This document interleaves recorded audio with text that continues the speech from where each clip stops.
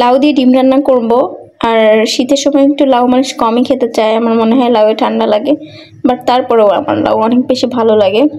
আর চিংড়ি মাছ দিয়ে রান্না করলে আরও বেশি মজা হতো, বাট চিংড়ি মাছ দিয়ে রান্না করবো না, অ্যালার্জির সমস্যা। বিসমিল্লাহ, চুলোটা ধরিয়ে দিলাম।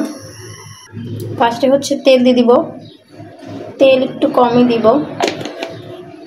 কামড়াইছে মশা, এই যে মশার কামড়াইছে, মশারে কি করা দরকার বলেন তো। এবার হচ্ছে পেঁয়াজ, কাঁচামরিচ আর রসুন।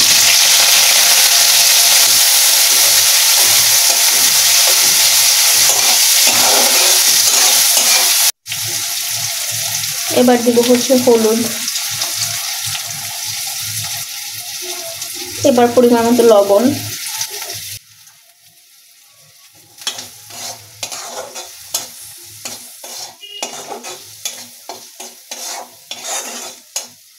এবার এই যে লাউগুলো কেটে রাখছিলাম সেগুলো দিয়ে দিব।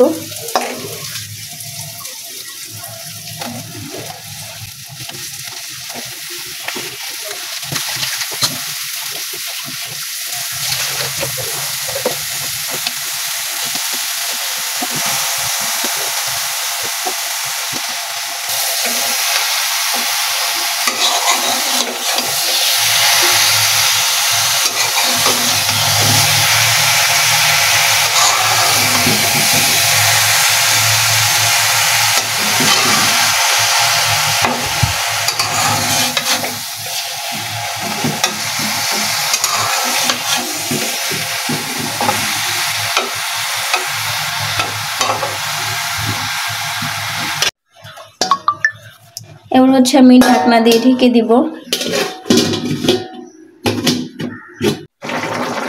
হ্যালো বন্ধুরা, তোমাদেরকেই বলছি, জীবনে অনেক ভালো কিছু করতে হলে না অনেক বেশি ধৈর্যের প্রয়োজন। ধৈর্য ধরলে কোনো না কোনো একদিন ঠিকই সফলতা আসে। তো এই যে এবার আমি হচ্ছে লাউয়ে ডিমটা দিয়ে দিব। বিসমিল্লাহ।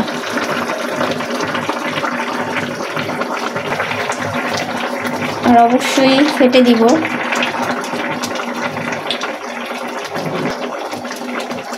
মানে লাউ আর ডিম মিশে যেন একদম একাকার হয়ে যায়।